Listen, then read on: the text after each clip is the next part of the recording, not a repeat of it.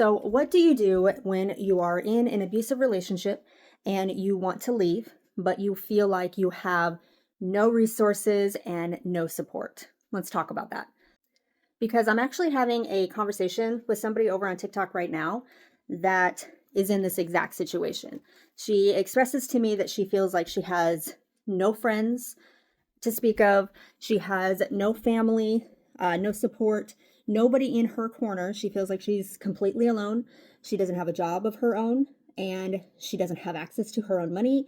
She's living in an apartment that is paid for by her abuser.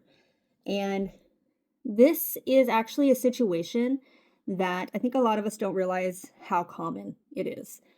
This is basically textbook abusive relationship situation. Because once you've been in an abusive relationship for any length of time, the abuser does an excellent job of isolating you. That is their whole intent, especially at the beginning.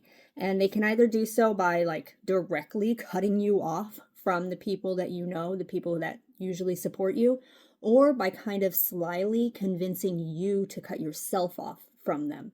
So you get to this point where you feel like all of your bridges are burned, you don't have anybody in your corner, and you have absolutely no resources to your own name to get yourself out. So what can you do? And because I've been in this situation and because I realize exactly how common it is, that's why I created the safety planning guide. And just as a reminder, this is a completely free resource and you can find it in the normal place that you find links. But essentially, the number one step for a person trying to leave an abusive situation has already been completed. It is admitting that you are in a situation that you desperately need to get out of, but you don't know how and you need help. It's very much like an addict. The first step is the hardest step, and that's admitting that you have a problem and that you need help. So once you have completed this step, you should definitely be able to give yourself a pat on the back, feel good that you have recognized that you are in trouble, that you need help.